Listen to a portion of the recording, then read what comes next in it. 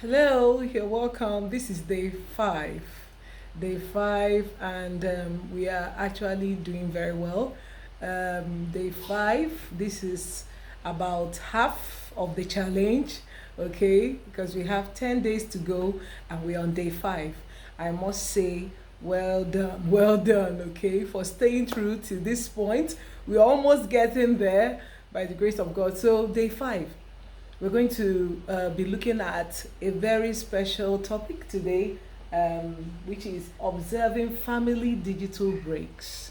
I call it digital breaks, okay? So, in other words, when you move, you take a break. Okay, so we're going to observe some screen time breaks, all right, whereby we don't indulge in screen. We're going to spend some time away. We're going to observe some times within our family where we don't we leave out the screen. It's so crucial, it's so important.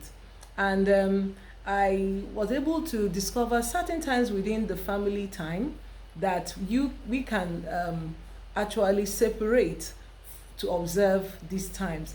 Why are we doing that? We are doing that in order to create time for us to bond more together, okay, as a family. We shouldn't always be on screen. You remember what one of the reasons for this creating a healthy screen time plan, one of our plans is to create family bonding, all right? And this is really lacking in this digital age where we live. Families are not actually having enough time together because of the things that have besieged the family. A lot is coming on the family, unlike the days before now, okay? So we are going to be very what will I say, we're going to be very observant, okay? Make sure that anytime anytime we can put aside in order to bond with our families, we should actually do that. Before you know it, your children are away. Before you know it, they have grown, okay? And this time they are paying attention to you, especially between the ages 0 to 10. They are still looking at your face. Very soon, they become people of their own. They start taking their own decisions, even earlier than 10. They're already, trying to find out things for themselves and trying to kind of live independent. So now that you have authority and they have your time, and you should actually create a time for them so that you can pass across certain things to them.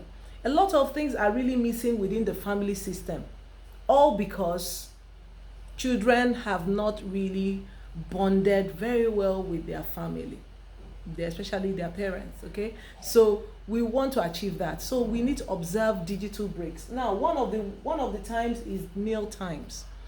I'm certain that every family will always eat, okay? There must be a meal. Can we find out a particular meal time, either breakfast, lunch, or dinner? Most of the times, dinner actually, to spend time with your children. Okay, you can create that time as a time to converse with your children.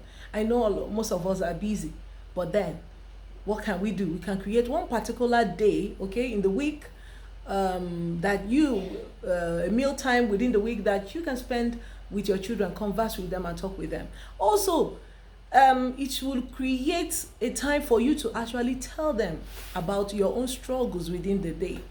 So when the children have an idea of the challenges you face as a parent, I believe they can begin to empathize with us. The amount of sacrifice we put in every day for them. All right, most of our children are growing in a kind of make-believe world. They feel that everything is easy. Everything, whatever they ask for, you give them. All right, so, but if you can also relate to them the challenges you face every day, and mealtime can actually be that time for you to talk to them and tell them, okay, this is what the issue I'm having with my co-worker, this is what I'm having with my employee or employer. Let them have an idea.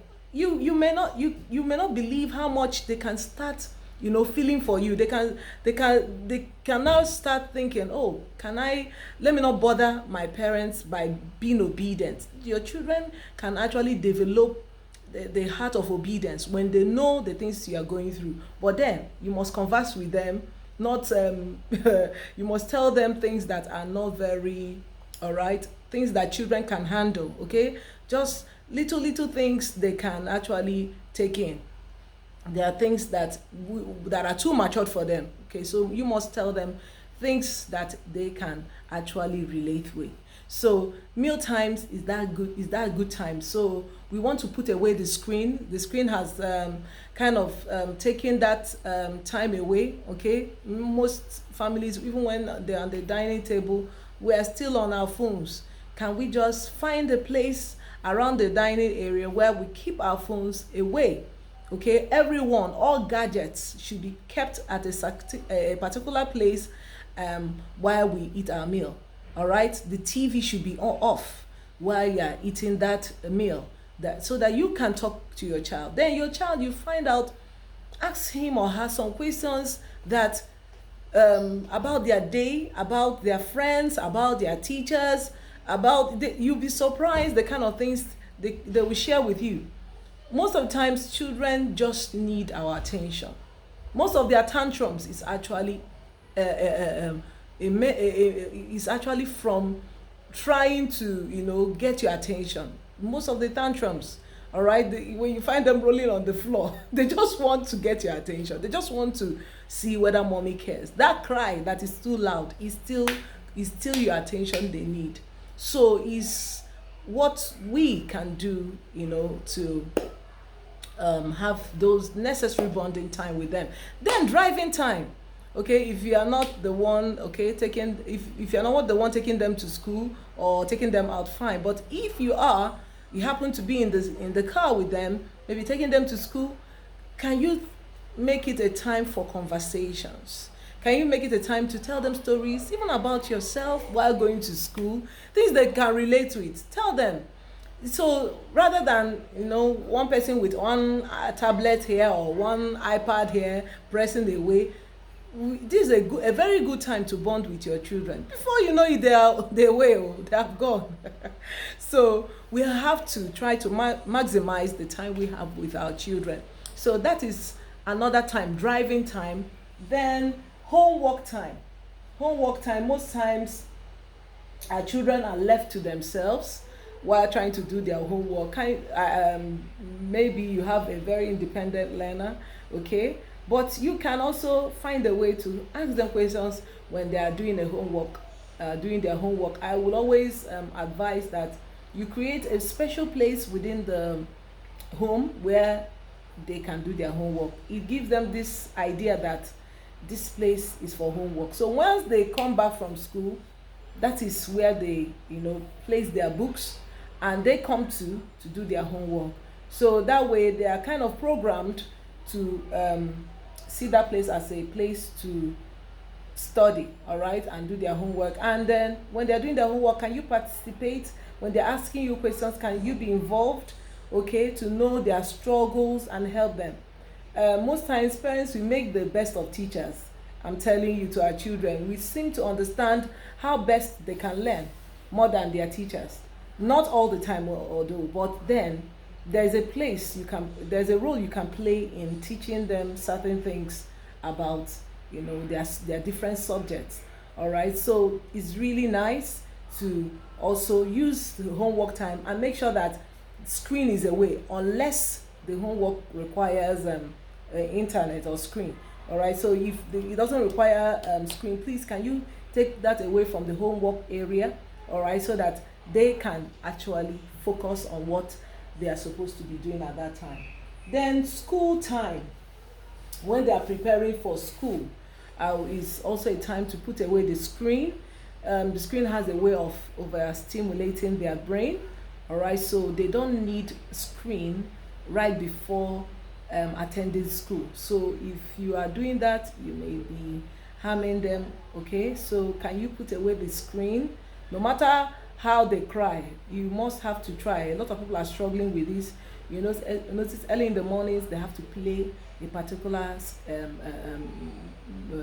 cartoon for their children. That is not really good. Okay, that gets their brain to be, because I like I told us, the lot of things that are coming at them, the colors, all of these are affecting their brain. Okay, so they can't be able to concentrate in school. So put away the screen during school time, all right, especially in the mornings, and get them to be engaged with other things, all right, other colorful things they can do. But just anything that can take them away from the screen, that would be beautiful. Then can your family observe special non-screen days or non-screen times? Okay, it could be a Sunday. You can decide that no screen on Sundays, or a particular time, within the Sunday time, or Saturday, I don't know, any day, all right. Even this vacation, you can choose a particular day that all of you put away the screen. You wouldn't believe what will happen. It says free. The other day I was asking my son, I said, how has it been since we put away screen? He said, Mommy, I feel free. I was like, really? So that means that all this while you've been under bondage. So screen kind of puts our children under bondage, and they enjoy us.